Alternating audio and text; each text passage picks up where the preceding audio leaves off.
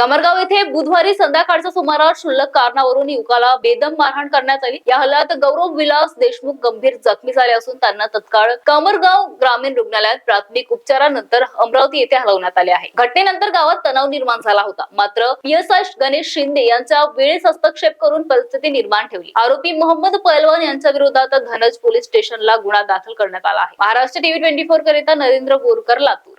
मी दुकानात होतो आणि बाहेर भाऊ गाडी घेऊन चालला होता। त्याचा धक्का न लागताही त्या इस्मानं त्याच्यावर शिवीगाळ चालू केली आणि मी दुकानाच्या बाहेर गेल्याच्या नंतर मी ते काय चालू आहे ते पाहासाठी बाहेर गेलो। त्यानं डायरेक्ट कॉलर पकडून त्याच्या हातात जे अवजार होतं त्या अवजारानं, ते कळं होतं त्याच्या हातात, त्या कळ्यानं या डोळ्यावर मारलं, म्हणजे प्राणघातक हल्ला केला त्यानं।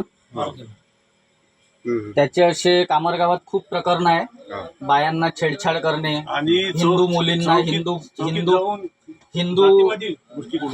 हिंदूच्या बायांना पाहून गाणे म्हणणे, असा तो चिल्लरपणा प्रत्येक हिंदू मोहल्ल्यात करते। त्याला कोणी प्रशासनही दाबत नाही, काहीच नाही। आज त्यानं असा भ्याड हल्ला केला, आज माझ्यावर झाला, उद्या कोणावर न हो, एखाद्या गरीबावर न हो, अशीच माझी विनंती आहे। त्याला लवकरात लवकर कठोर कारवाई करावं अशी माझी पोलिसांना विनंती आहे।